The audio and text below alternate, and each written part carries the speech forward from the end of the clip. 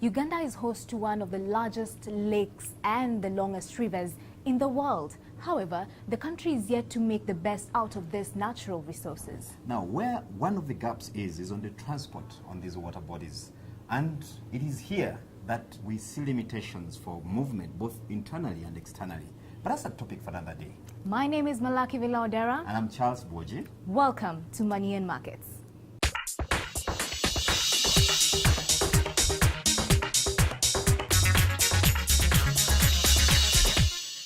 Coming up, government debt expansion. Should we get concerned? Investing in bonds, what you need to know. And exploring how technology is transforming the energy and power industry. Blessed by nature, Uganda enjoys a clear comparative advantage to its neighbors, especially in the agricultural sector.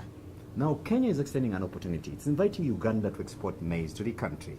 Question is, do we have the right volumes and quality?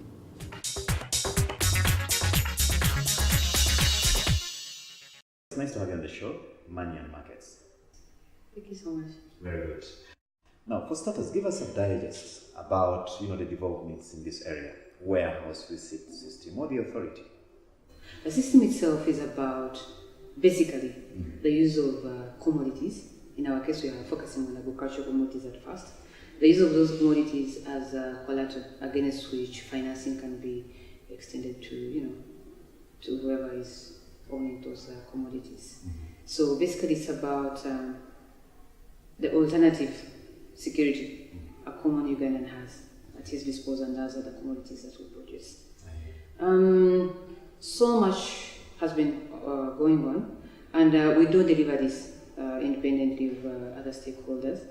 We work with farmers as key, I would say the most important stakeholders in this are the farmers. And here we are talking about groups of farmers, cooperatives, primary societies, and associations that do production together, do marketing together. So their major role is basically to do production and do the basic value addition through bulking centers and those facilities they have at their production ends. Other stakeholders are traders. We don't leave traders out because their major role is to do the bulking and basic value addition. We work with the big traders who own storage infrastructure, and this has to be certified, inspected by us, certified, basing on the standards, and these are the East African standards. So our role, we inspect these facilities, we make sure what is kept there is in good order and they follow the standard, and this is where we're based to generate now the so-called receipts. Talking about East Africa, of late we've seen Kenya picking interest in taking our maize formally. Now, do you think we have the capacity to raise the volumes and in the right qualities? There's this natural relationship, I would say, between us and Kenya. And we are stewards in this, both of us. Our end as Ugandans, our role is to produce handle or post-harvest handle. Kenya's bid, they consume. They produce so much, but they gain consume from our end. Right now, we produce in the range of 4 to 4.8 or 4.5 million metric tons. Maize only. I'm talking about maize crop only. But we consume about 20 to 25% of it. So most of it actually goes to Kenya. Goes to Rwanda, goes to Tanzania, Southern Sudan, and those regional markets. And that's why, yes, that's why initially I told you we are doing, we are using the East African standard at addressing our quality issues. Now, Kenya coming to Uganda formally, to us it's about time that they really realized that the informal way of doing things is not sustainable. It's costly. Actually, someone would go to the villages in this country and try to buy from whoever has. But when you look at the cost of logistics, when you look at the cost of collecting and gathering all this grain, 2 kilograms here, 2 bags here, at the end of the day it's costly. And the two parties, or the two stewards, the Ugandans and the Kenyans who are into this, both of them are losers because there's a lot of wastage. Volumes. I would start with volumes. We do have the volumes. The current deal we have, or traders have with Kenya, is about 600,000 metric tons.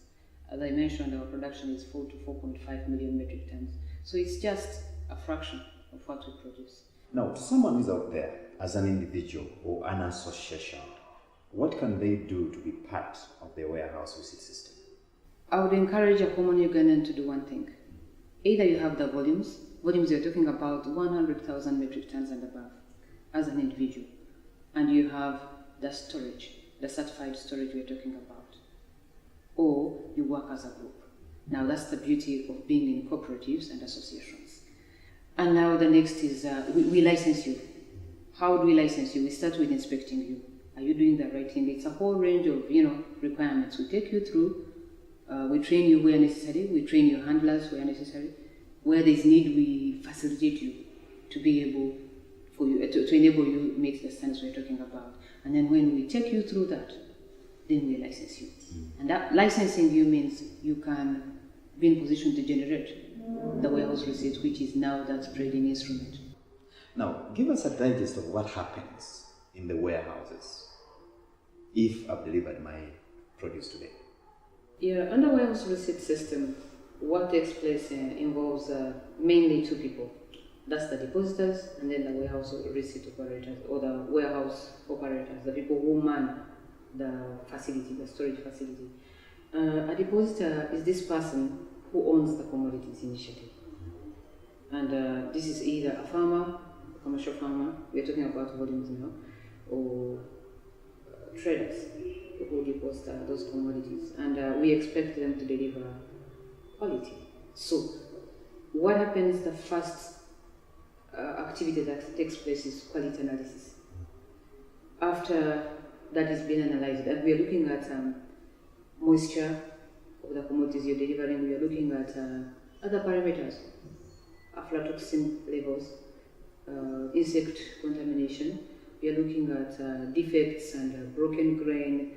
There is a whole range of parameters we consider as far.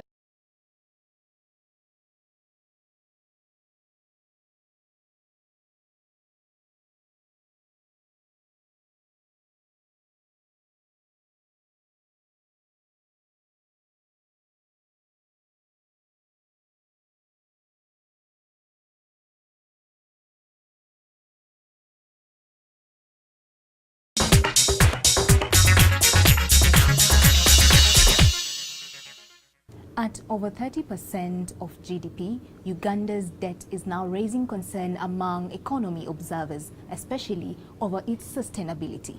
The biggest concern is that this growth is above GDP growth. Now, we examine whether these concerns are unfounded as asserted by Finance Minister officials.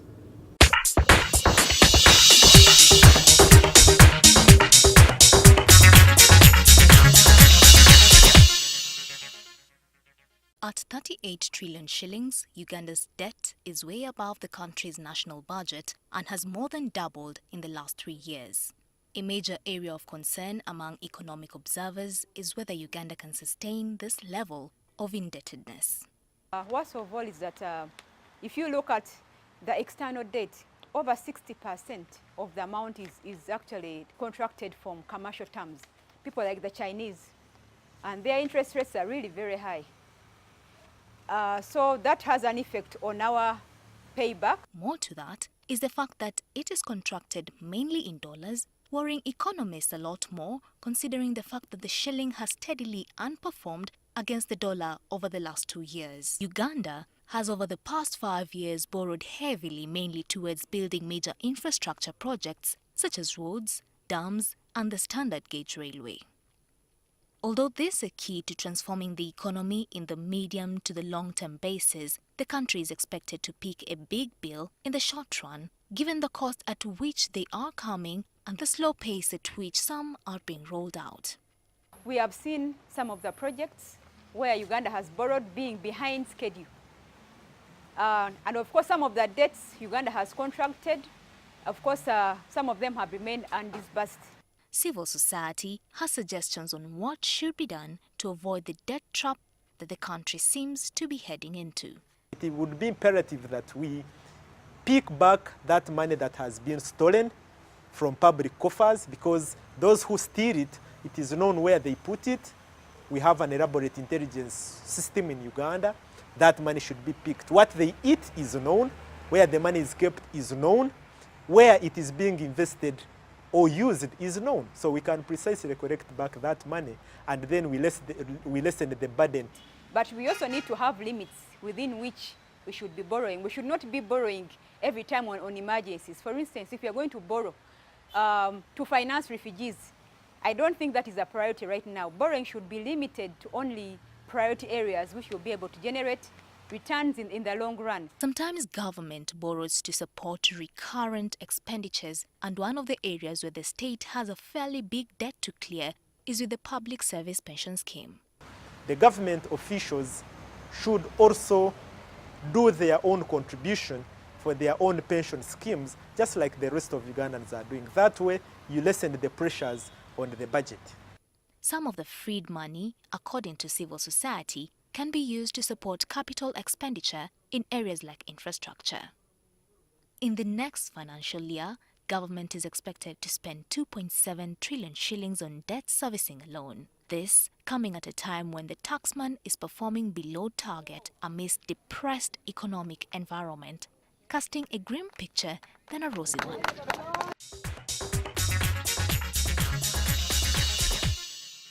That story concludes our first segment today.